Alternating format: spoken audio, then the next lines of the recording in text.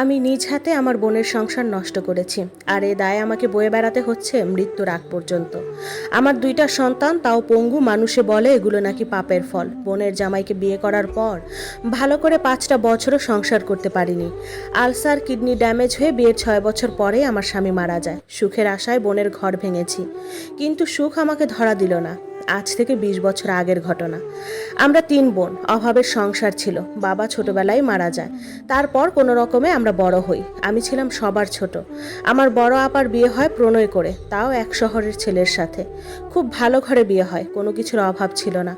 আপার বিয়ে হওয়ার পর থেকে আমাদের সব অভাব অনটন কেটে যায়। আপা আমাদের খুব সাহায্য করত। দুলাভাইও আমাদের খুব সাহায্য করত। যেখানে আমরা বছরের পর বছর ভালো জামা কাপড় পেতাম না, ঠিকমতো ভাত খেতে পেতাম না, সে আমরাই মাসে 2টা করে নতুন জামা নিতাম। বড় আপা বাসায় একা থাকতো, তো আমি আর মেজ বোন গিয়ে গিয়ে থাকতাম। মেজ বোন বেশি থাকতো না, আমি বেশি থাকতাম বড় আপার কাছে। আমার আপার বিয়ের 2 বছর পার হয়ে যাচ্ছিল, কিন্তু কোনো বাচ্চা হচ্ছিল না। এটা নিয়ে আমার আম্মা আর মেজ আপা চিন্তা করলেও আমি কখনো চিন্তা করতাম না। বড় আপার সুখের অভাব ছিল না। দুলাভাই আপাকে যা চাইতো তাই দিত। আমার বয়স তখন 17 বছর আর মেজ আপার 19 বছর। বড় আপা তখন নিজের গহনা বিক্রি করে মেজ আপার বিয়ে দেয় এক প্রবাসী ছেলের কাছে।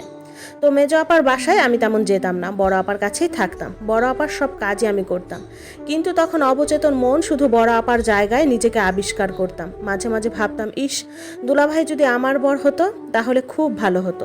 দুলাভাইকে কেন যেন আমার খুব ভালো লাগতো। দুলাভাইকে আমার ভালোবাসা বোঝানোর জন্য